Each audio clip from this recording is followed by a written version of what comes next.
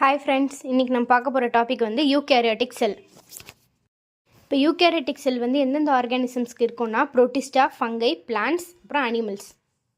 இப்போ நம்ம இந்த வீடியோவில் என்ன பார்க்க போகிறோன்னா பிளான்ட் செல், யூகேரியாட்டிக் செல்லு கீழே இருக்க பிளான்ட் செல், அனிமல் செல், அதோட ஸ்ட்ரக்சர் எப்படி, ஆர்கனைசேஷன் எப்படி இருக்குன்னு பார்க்கலாம். ஃபஸ்ட்டு நம்ம பிளான்ட் செல்னு எடுத்தோன்னா ஃபஸ்ட்டு லேயர் செல் வால் இருக்கும். நெக்ஸ்ட்டு வந்து செல் மெம்பரேன் இருக்கும். அதுக்கப்புறம் உள்ளுக்குள்ளே இருக்க அந்த ரீஜன் லைட் க்ரீன் இருக்க அந்த ஏரியா ஃபுல்லாக சைட்டோபிளாசம். நெக்ஸ்ட் அந்த வயலட் கலரில் இருக்குல்ல அந்த லார்ஜ் ஏரியா அது வந்து நியூக்ளியஸ். அது சென்டரில் உள்ளது வந்து நியூக்ளியோலஸ். நெக்ஸ்ட்டு வந்து எண்டோபிளாஸ்மிக் ரெட்டிகுலம், அதாவது நியூக்ளியஸோட ரெண்டு சைட்லையுமே எண்டோபிளாஸ்மிக் ரெட்டிகுலம் இருக்கும்.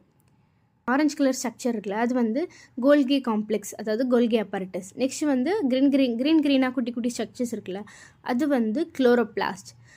நெக்ஸ்ட் வந்து அந்த ரெட்டிஷ் பிங்க் கலரில் இருக்கிறது வந்து மைட்டோகாண்ட்ரியா. நெக்ஸ்ட் ரைபோசோம்ஸ் இருக்கும், லார்ஜ் வேக்யூல் இருக்கும்.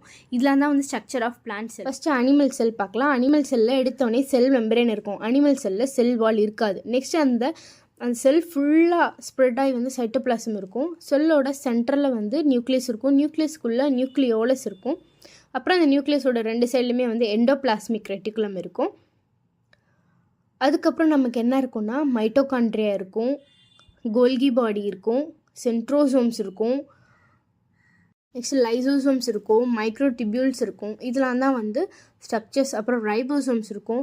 இதெல்லாம் தான் வந்து ஸ்ட்ரக்சர்ஸ் ஆஃப் அனிமல் செல்.